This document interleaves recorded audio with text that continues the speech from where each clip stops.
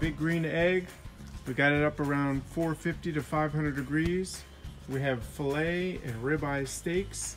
I'm going to show you a quick technique to cooking steak. It might not be your average way of cooking it, but let me show you how it's done.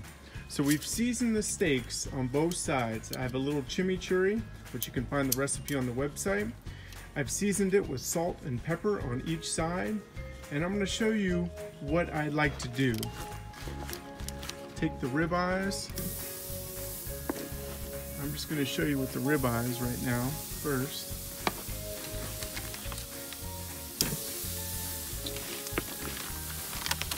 We put them on the grill.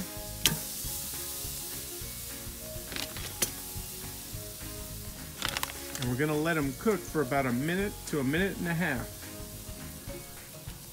So I'm going to go ahead and just turn it over. Now you can see there's really not that hard sear, that hard grill mark. Okay, but that's okay, because we're going to get it at the end if we need it. Now what you can also do is you can close it. You can close it. Right now my grill is not, the heat has gone way down. So you can close it if you want for the 30 to 45 seconds. And then you can open it again. I'm gonna keep mine open right now just because I want to let mine come up to temperature a little bit more. So we're gonna continue to do this until we get a nice cooked ribeye. We're gonna go ahead and turn it again. It's been about another minute. Okay, these are beautiful Wagyu ribeyes. Again, we don't have that hard sear, but we're gonna cook it nice and evenly all the way through. I'm gonna go ahead and put on the filet steaks now and cook it the same way, where you're kind of turning it every few minutes, or every minute to a minute and a half. This is kind of slow cooking it so it's evenly cooked all the way through. A lot of times you'll see when steaks are done, you'll see, even if it's medium rare, you see the outer edge is brown, and then towards the middle it gets red. This will hopefully have no brown, really a brown outer edge. It has more of a red all the way through. Like I said, kind of like a sous vide. I'm gonna close it. It's been about a minute. Let's go ahead and turn the steaks again.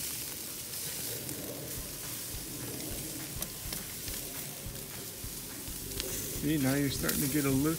As you keep turning and you keep cooking, the brownness will come. The sear on the outer side of the steaks will start to form. So again, you don't have to worry about having that hard sear at the beginning. As they'll cook, you'll get that sear. Okay, I'm gonna go ahead and let them cook for another minute. About another minute. Okay, we'll flip it again. And it also depends on what area of the grill you have your meat on as well. There's hot spots and cold spots on a grill. So all these things have to be taken into consideration when you're cooking, especially steaks.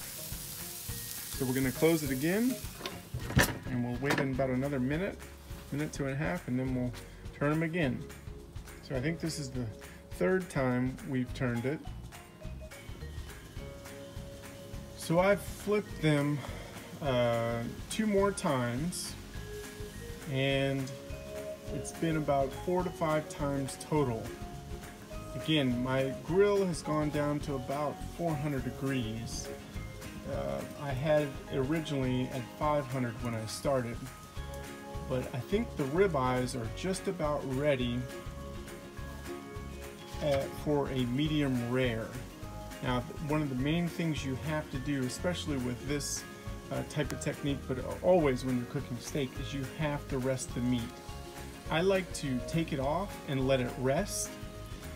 This way, this allows you to maybe do it a little bit ahead of time before you want to serve dinner. And then when the guests come over, you can pop them on the grill or put them in your oven for 5 to 10 minutes. Or if it's in the oven, you're really just heating it back up. So if you're putting it back on the grill, it's only going to take 3 to 4 minutes to heat back up all the way. And then that way ensures you don't overcook it. So it's been about another minute. So let's check on these steaks, see how they're looking.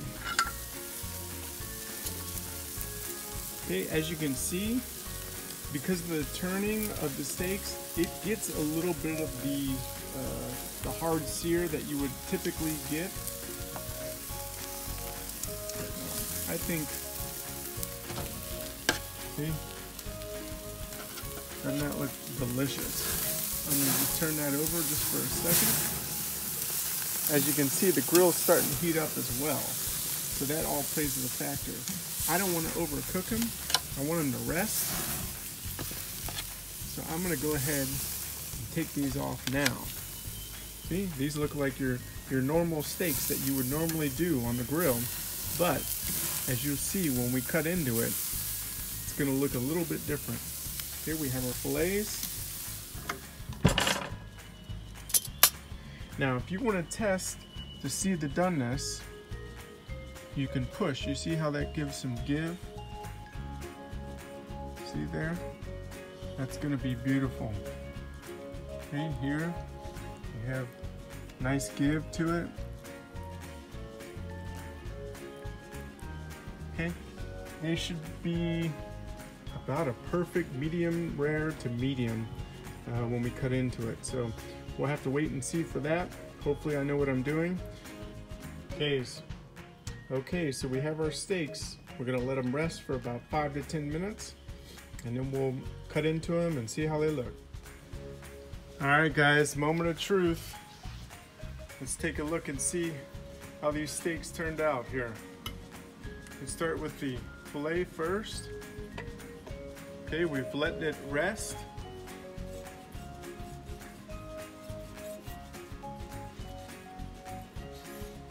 Okay, you can see how it's cooked almost evenly all the way through. Look at that. Okay, look at that beautiful piece. It's almost perfect. Okay, let's try out the other ones to see how they turned out. Okay, here you have the ribeye. Okay, this is the cap. Okay, this is almost better than the tenderloin in my opinion. But let's take a look and see how this turned out.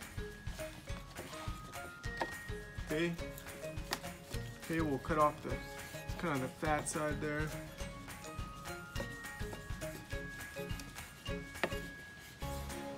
Again, almost perfectly cooked all the way through. Okay, the meat hasn't been allowed to rest. And it's just cutting like butter. So there you have it, guys. That's how to grill a steak. I hope you enjoyed it.